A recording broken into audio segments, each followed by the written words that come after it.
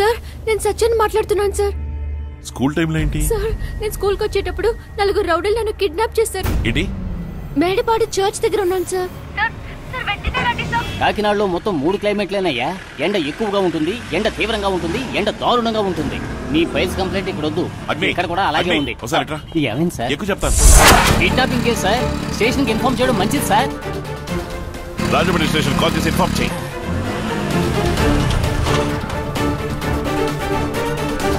నేను పైకి వెళ్తాను. పోలీసులు రకం తీసుకురా. అలాగే సార్. నీ గన్ను ఇవ్వు. సార్ గన్ ఎలా? ఏం పర్వాలేదు, ఇవ్వు.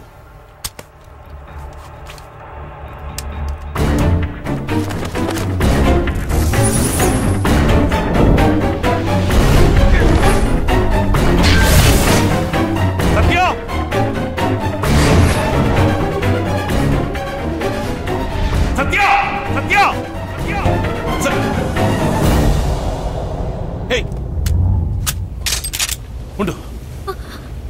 ఓకే, ఎవరైనా ఉన్నారా? ఏమైంది? సత్య, ఏం మాట్లాడవే? సత్య, ఎవరు కిడ్నాప్ చేశారు? గుర్తుపట్టగలవా?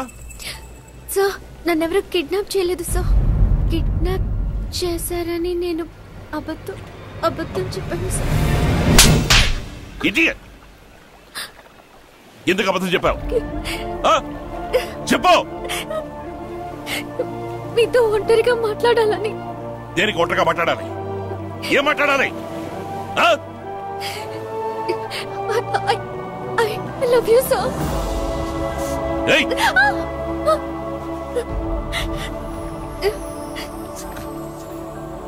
నీకెవరో పిచ్చా? చదువుకున్న దానివేగా. ఏమైందని బెదిరిపోయి వచ్చాను. కాకినాడ డిస్ట్రిక్ట్ మొత్తం పోలీస్ మైకులు ఈ పాటికి మారుమోగుంటాయి. అదిగో చూడు, బుద్ధి లేదు.